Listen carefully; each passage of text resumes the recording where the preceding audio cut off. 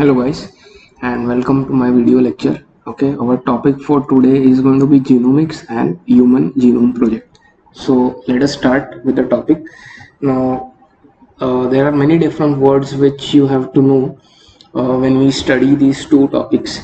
Okay, and it's a very dry subject. Okay, a lot of theory in it, and questions are also not asked much in the exam. Whatever are important parts, I will point them out. Okay, so first of all, let us start with the word which is called as genome. Okay, so what is the meaning of the word genome? Okay, now genome is basically the genetic constitution of an organism. Okay, the genetic composition of an organism is called as its genome. Now what do you mean by genetic composition? So genetic composition is basically all the different types of genes which are present in that organism. So you know genes are present on chromosomes. All the different types of genes which are present in that particular organism will form its genome. Okay, the other definition which is given in the book is as follows, so I will write that down. Genome is the total number of genes present on haploid number of chromosomes. Now why is this definition saying that the total number of genes present on haploid number of chromosomes? Haploid means half. So if we are talking about human beings, then the haploid number is 23. See, suppose if I am talking about chromosome number 1, then chromosome number 1 is present in 2 copies. There are 2 chromosome 1s. Similarly, there are 2 copies of chromosome 2, so on and so forth. Now, whatever genes are present on chromosome number 1, those same genes will be present on that second chromosome 1. So why do you want to count the genes twice? You just need to count them once, and that is why this definition says that total number of genes present on haploid number of chromosomes. Because if you write down total number of genes present on all the chromosomes, then all the genes will be in double quantity. You don't want that. Okay, so this is the definition, and genome is basically all the genes, all the different types of genes present in the organism. Okay, now this word was coined, or it was discovered by a person, okay, in 1920, and the name of the person was Winkler. Okay, so all the people who are giving entrance exams, this is an important point to remember. So I hope this word is clear. Now there is another word which you should know, and that word is something which is called as genomics. Okay, so what is the meaning of the word genomics? So I'll just rub this off. Now normally when we add ICS, excuse me,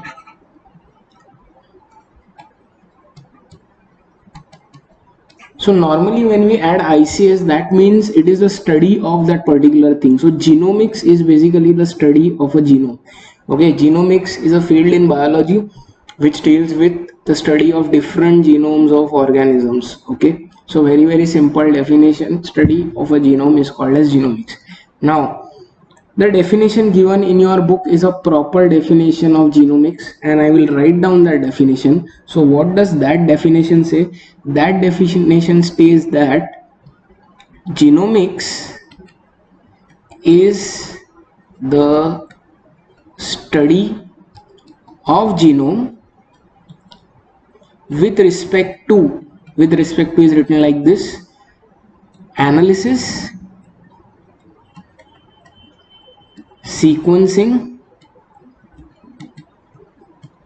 mapping, and function. Now please have a look at this definition. This is a very proper definition. Now there are 4 words which are explained over here. It is the study of genome with respect to analysis. What is analysis? Suppose if I want to find out the entire genome of human beings, okay, We don't know what genes are present in the human beings, and we want to find out the entire genetic constitution or genetic composition. What will be the first step? First step will be to find out the gene. That step is called as analysis. So different techniques are used, different studies are done to find out where that gene is present and what is the gene. That is called analyzing the gene. Second is sequencing. Once the gene has been found, you have to find out its order in the sequence of other genes. So you know on the DNA all the genes are present one after the other. So where is that gene which you have found out exactly? It is present in between which two genes? So you have to determine the sequence order of the gene, and that is called sequencing. So now you have found out the gene, you know it is present between which two genes, but you still have to find out on which chromosome it is present, and finding that out is called as mapping. So what is mapping? You basically place the gene on its respective chromosome. What is a map? Map is a device which shows you where different places are located, correct? So in genomics, mapping means that you find out the location of the gene, it is present on which chromosome in which area, that is called as mapping.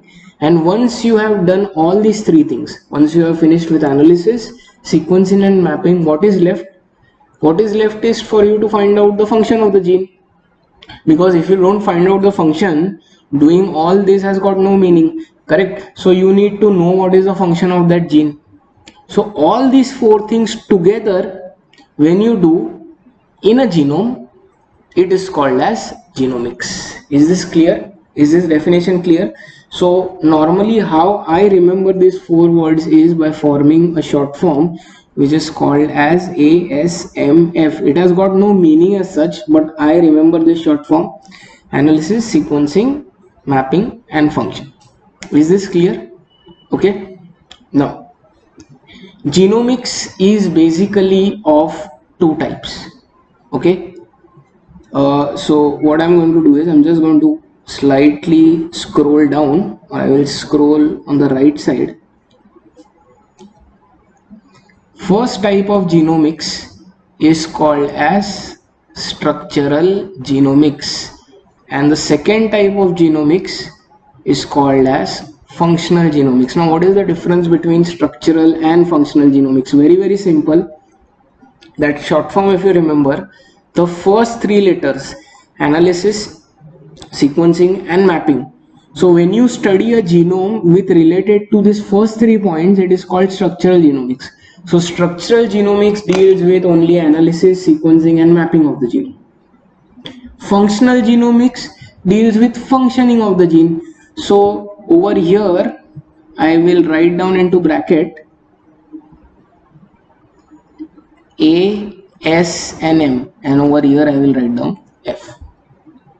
Okay, so if somebody asks you define structural genomics, then the study of a genome with respect to its analysis, sequencing and mapping is called structural genomics.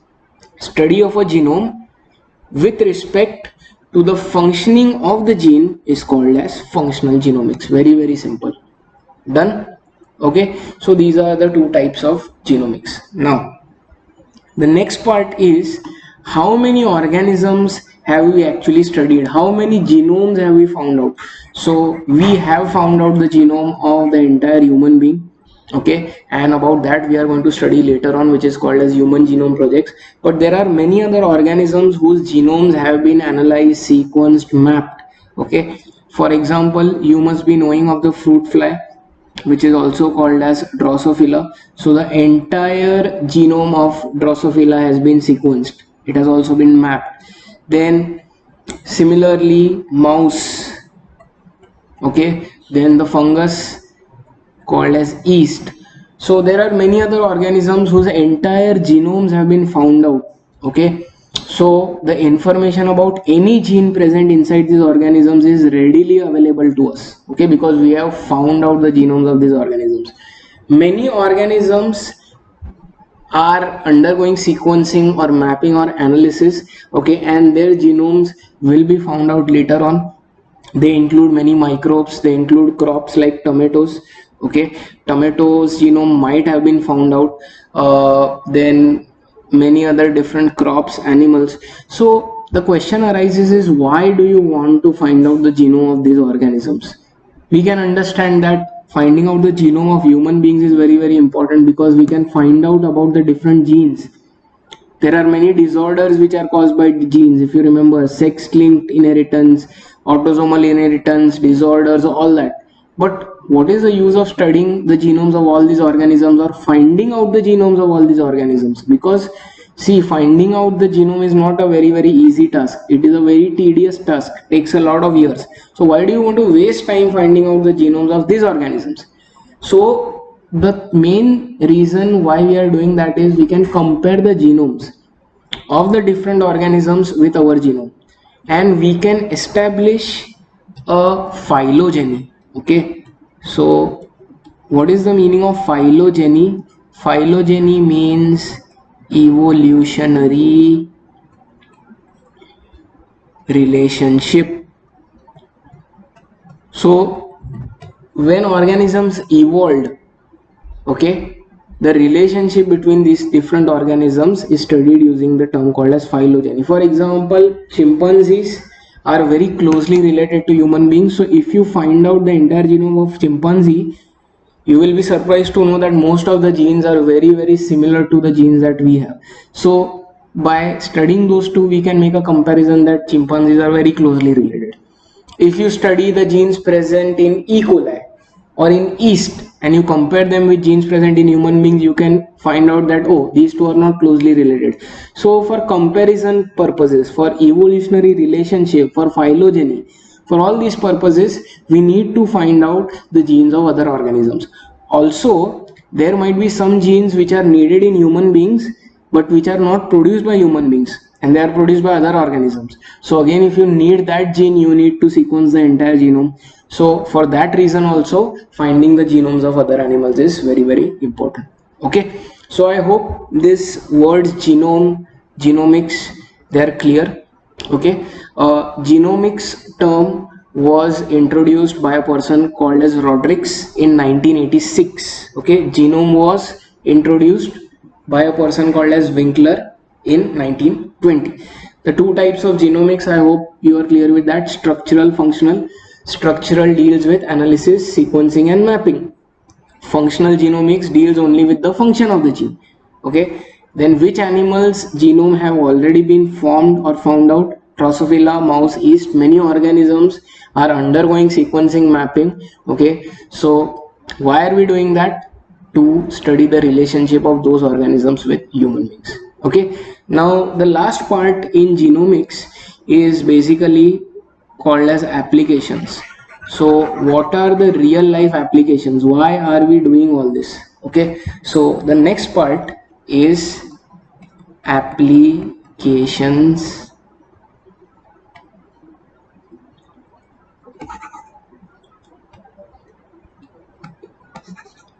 of genomics.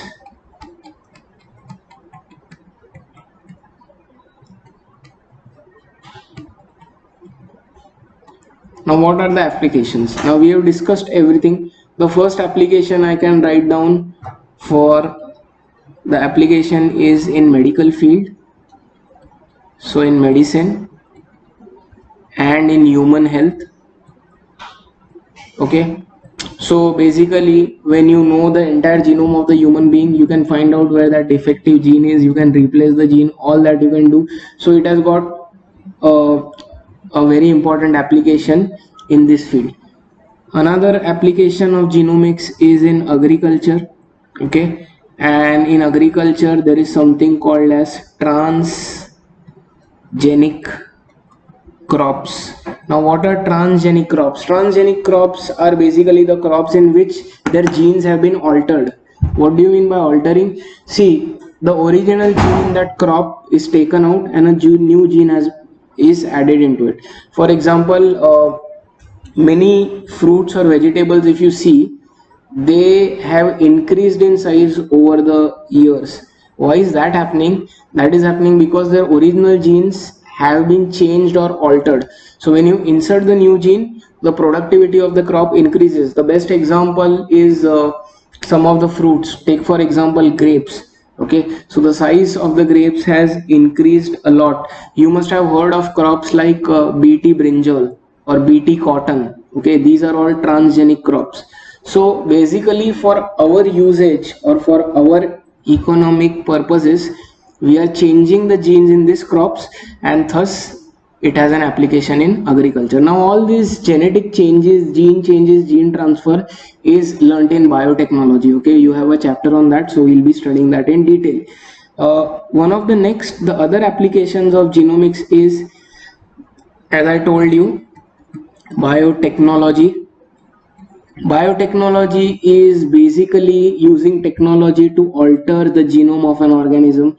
For example, suppose if I am having a defective gene, the defective gene will be removed, a proper working gene will be placed, and that process which I have used to change that gene, that is a part of something called as biotechnology. Okay, so biotechnology is there. Similarly, in livestock industry, now what is livestock? Livestock is basically animal husbandry.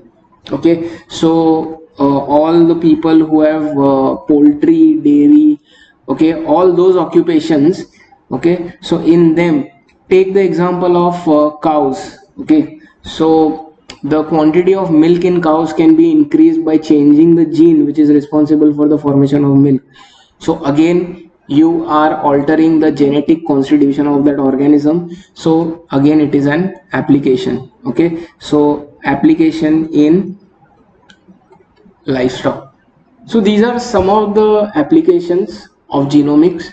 Okay, and with that we complete this part. The next part is going to be human genome project. So I hope the part of genome and genomics is very clear. If you have any doubts, you can contact me. Now the next part is very important part from the exam point of view, and that part is your human genome project. Okay, and it is also written as HGP.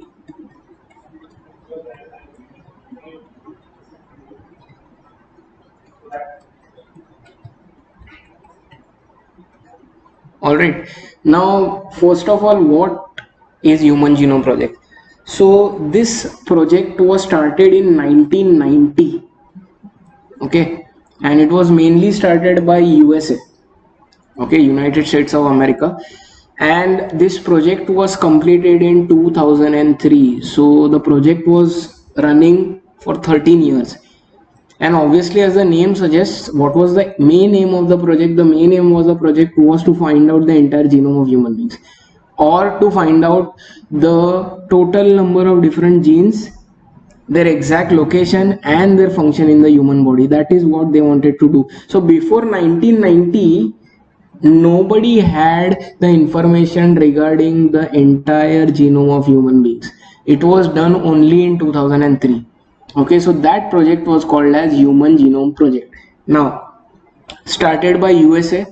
Okay, and the organization which was formed was called as HUGO, HUGO, Human Genome Organization. And please remember, there were many countries which participated in this organization. Okay, so USA received help from many other countries like Germany, France, United Kingdom, China, India. Many countries participated in this project. Okay, and the organization which they formed together, that organization is called as HUGO, Human Genome Organization. Okay, but the first country to start it was USA. Is this clear? Okay, one of the important institutes called as National Institute of Health in USA was also responsible for forming this project. Okay, so that is about the summary of human genome project. Where did it start? When did it end? The most important thing where questions are asked in this topic is the question called as which are the aims of human genome project, or they are, you can be asked as write down the aims of human genome project. Okay, so I'm going to write down what were the different aims.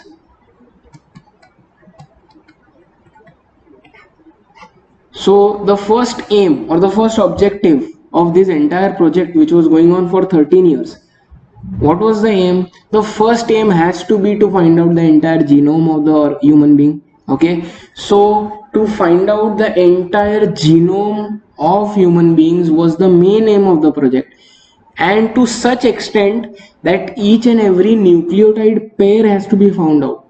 So you know DNA is made up of nucleotides. There is pairing of nucleotides, purines with pyrimidines. So each and every nucleotide pair they wanted to find out, and that was the main aim. So I'm going to write down the aim over here. The first aim is to find out the entire genome of human beings. Okay, up to the nucleotide level.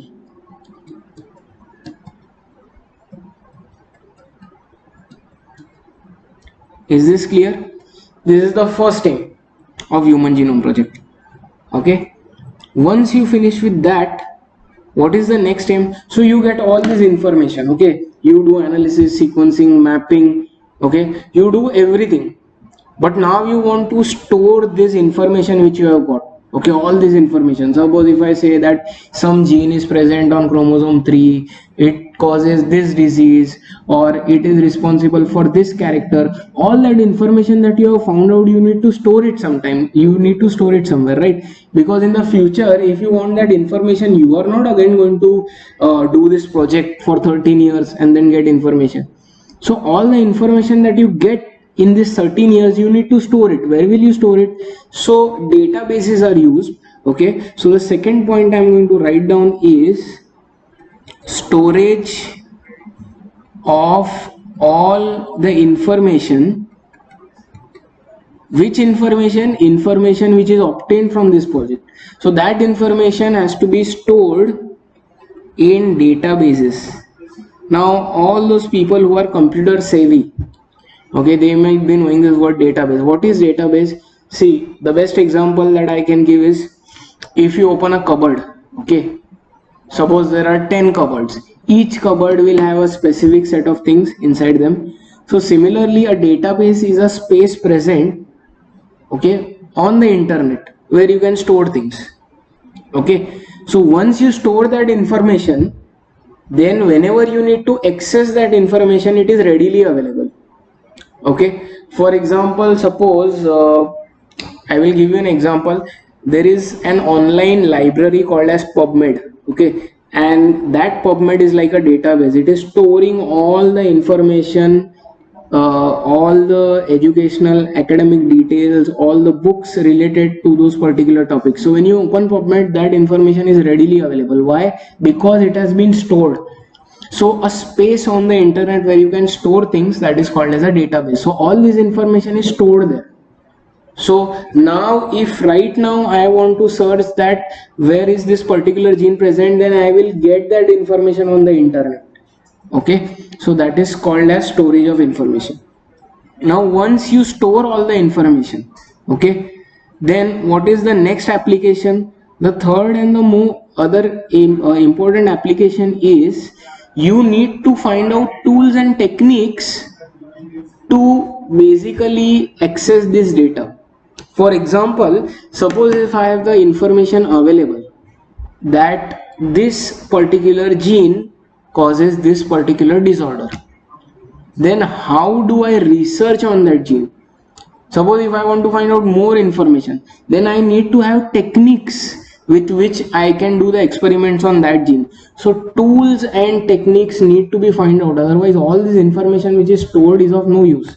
Correct? We found out that HBS is responsible for sickle cell anemia. But how did we find that out? Because we had various experiments, or we had various techniques through which we could find that out. If those techniques are not available, that stored information is of no use. So the third application or the third aim of Human Genome Project is to make tools and techniques which are important to edit or interpret the data. So all that data, all that information which you have stored on the internet, if you want to use, you need to have certain tools and techniques, otherwise that data is of no use. So development of those tools and techniques is the third aim. Okay, that is the third aim. Fourth aim, okay, so you have made all the tools, you have made all the techniques. Now what do you do with all that information? You know what is the function of that gene. Now what will you do? Very simple. That information you will send to the private sectors or the industries which are going to use them. For example, suppose if I say that a particular microorganism produces a particular enzyme, okay, and I produce tools through which I come to know that, okay, if I remove this gene from the organism and replace it with another gene, then that same microorganism will produce more quantity of enzymes. This information I need to send it to the industry which is going to produce the enzymes, right? If I keep it with myself, I am not the person who is going to produce enzymes, or I am not the person who is going to produce those microorganisms or multiply those microorganisms. I am not the person who is having that factory. So the fourth point is basically transfer of technology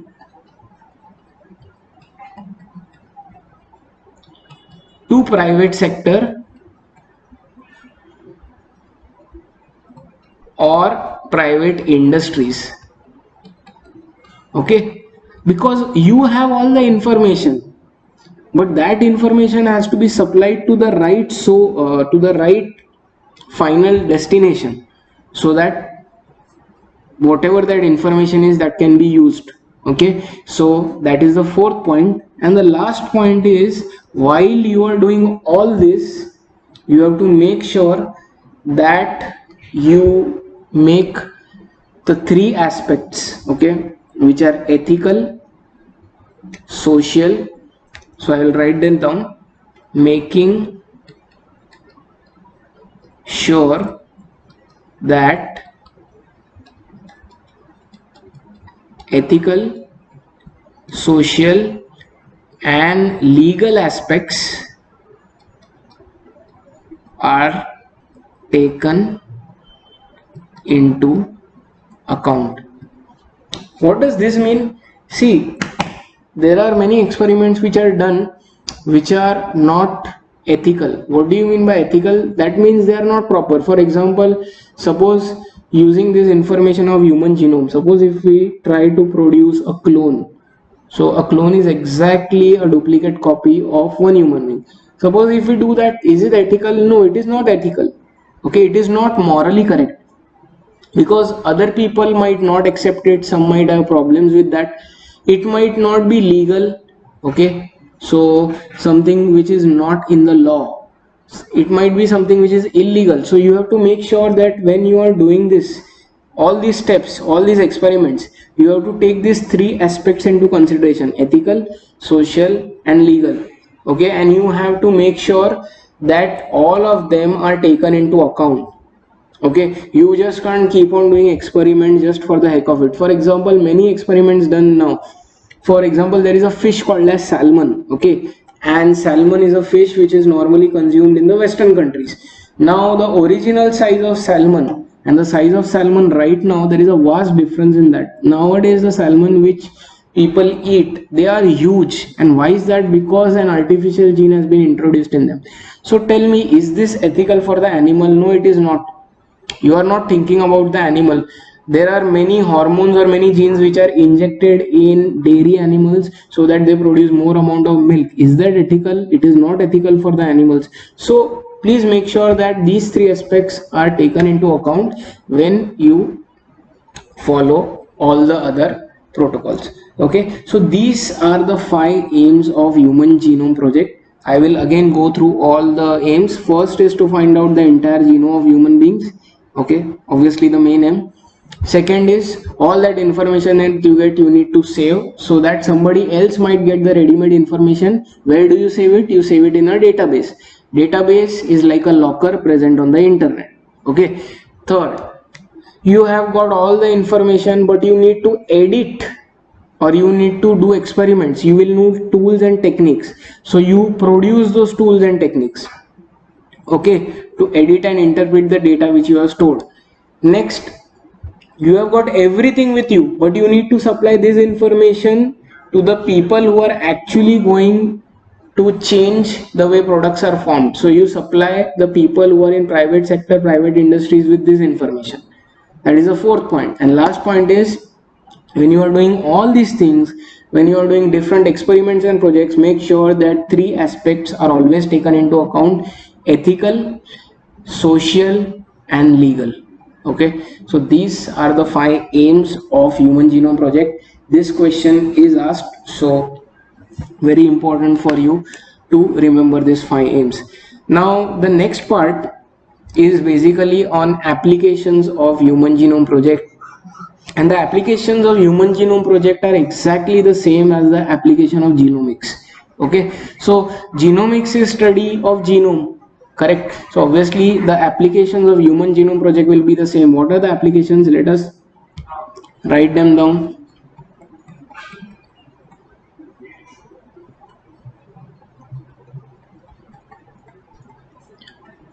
So again, the applications are going to be the same.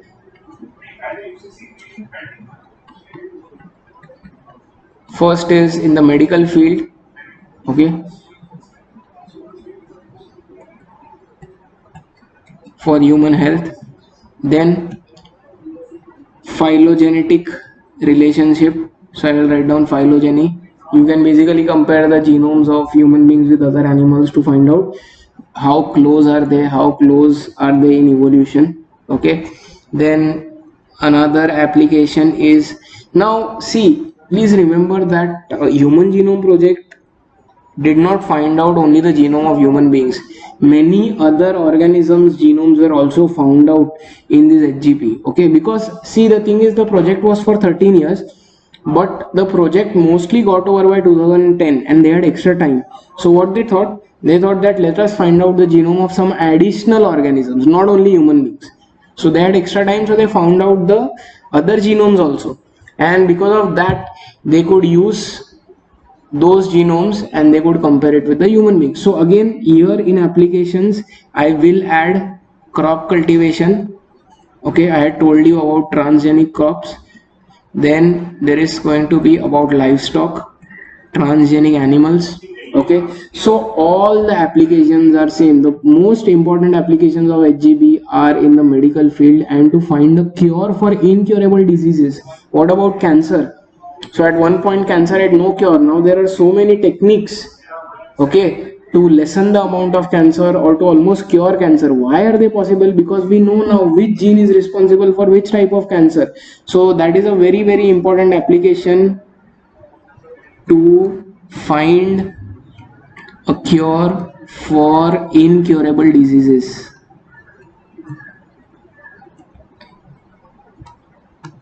Is this clear? Okay, so we have finished with applications of Human Genome Project. Okay, so I hope you have understood what it is. Let us recap HGP. HGP, Human Genome Project, was started by USA. Okay, so the two institutions of USA which started this was, one was Department of Energy and second was National Institute of Health. They took the help of other countries also, many other countries, India, China, UK, Germany, France, Italy, and together they found out an organism called HUGO, Human Genome Organization. How many years it took? 13 years. Now what were the aims? There were 5 aims. Okay, first aim, to map out the entire genome of human beings up to the nucleotide sequence. Second aim was, once you do that, all that information had to be stored in database on the internet. Third aim was to find out tools and techniques to edit or make changes in that information. Fourth was to supply this information to private sectors, and fifth was to make sure that ethical, social and legal aspects were always taken into account. And now these are the applications.